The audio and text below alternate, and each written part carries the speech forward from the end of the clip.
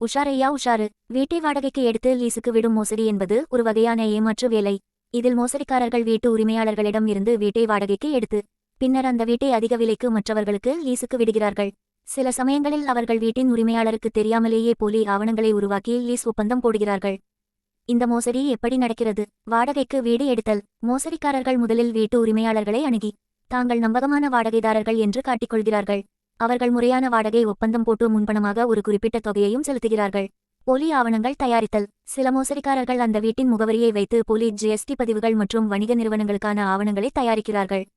இதன் மூலம் அவர்கள் அந்த முகவரியில் இருந்து பெரிய அளவில் வாடகை வருமானம் வருவதாக காட்டி வரி ஏய்ப்பு செய்ய முயற்சிக்கலாம். லீசுக்கு விடுதல். வீட்டை வாடகைக்கு எடுத்த பின்னர் அவர்கள் தாங்கள் வாடகைக்கு எடுத்த வீட்டை மற்றவர்களுக்கு அதிக விலைக்கு லீசுக்கு விடுகிறார்கள்.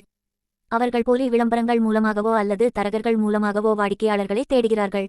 ஏமாற்றுதல். லீசுக்கு வருபவர்களிடம் இருந்து பெரிய தொகையை முன்பணமாக பெற்றுக்கொண்டு பின்னர் வீட்டை ஒப்படைக்காமல் அல்லது வேறு பிரச்சினைகளை ஏற்படுத்தி ஏமாற்றுகிறார்கள். சில சமயங்களில் அவர்கள் முதல் சில மாதங்களுக்கு வாடகை சரியாக கொடுத்துவிட்டு பின்னர் ஏமாற்றத் தொடங்குகிறார்கள். வீட்டு உரிமையாளருக்கு பாதிப்பு. வீட்டு உரிமையாளருக்கு இந்த மோசடி நடப்பது தெரியவரும்போது அவர்கள் சட்டரீதியான பிரச்சினைகளை சந்திக்க நேரிடலாம். போலி ஜிஎஸ்டி பதிவுகள் காரணமாக வரித்துறை விசாரணைகளுக்கு ஆளாக நேரிடலாம். மேலும் உண்மையான லீசுதாரர்களுக்கும் வீட்டு உரிமையாளருக்கும் இடையே தகராறுகள் ஏற்படலாம். பாதுகாப்பாக இருக்க என்ன செய்யலாம்? வீட்டு உரிமையாளர்கள் கவனிக்க வேண்டியவை. குத்தகைதாரர்களை நன்கு விசாரிக்கவும். வாடகைக்கு வருபவர்களின் பின்னணி, அவர்கள் வேலை செய்யும் இடம் போன்ற விவரங்களை சரிபார்க்கவும். முந்தைய வாடகை வீட்டில் விசாரிப்பது நல்லது. சட்டப்பூர்வமான வாடகை ஒப்பந்தம். முறையான வாடகை ஒப்பந்தத்தை வழக்கறிஞர் மூலம் தயாரித்து கையெழுத்திடவும். ஒப்பந்தத்தில் வாடகை காலம், தொகை மற்றும் இதர நிபந்தனைகள் தெளிவாக குறிப்பிடப்பட்டிருக்க வேண்டும். அதிக முன்பணம் வேண்டாம். அதிகப்படியான முன்பணம் கேட்பதை தவிர்க்கவும். வீட்டை அடிக்கடி கண்காணிக்கவும். வாடகைக்கு விட்ட வீட்டில் ஏதேனும் சந்தேகப்படும்படியான நடவடிக்கைகள் இருந்தால் உடனடியாக கவனிக்கவும்.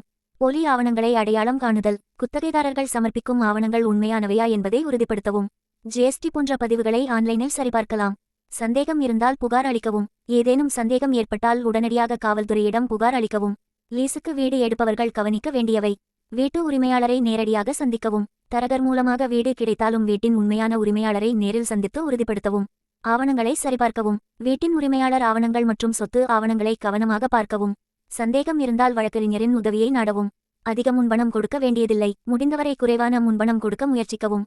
முறையான லீஸ் ஒப்பந்தம். லீஸ் ஒப்பந்தத்தை வழக்கறிஞர் மூலம் தயாரித்து அதில் அனைத்து நிபந்தனைகளையும் தெளிவாக குறிப்பிடவும். அக்கம் பக்கத்தினரிடம் விசாரிக்கவும். அந்த பகுதியில் ஏற்கனவே குடியிருப்பவர்களிடம் விசாரித்து வீட்டின் மற்றும் உரிமையாளரின் நம்பகத்தன்மையை உறுதிப்படுத்தவும்.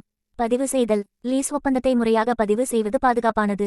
இந்த மோசடிகள் புதிய புதிய முறைகளில் தொடர்ந்து நடைபெற்று வருவதால் அனைவரும் எச்சரிக்கையுடனும் விழிப்புணர்வுடனும் இருப்பது அவசியம்.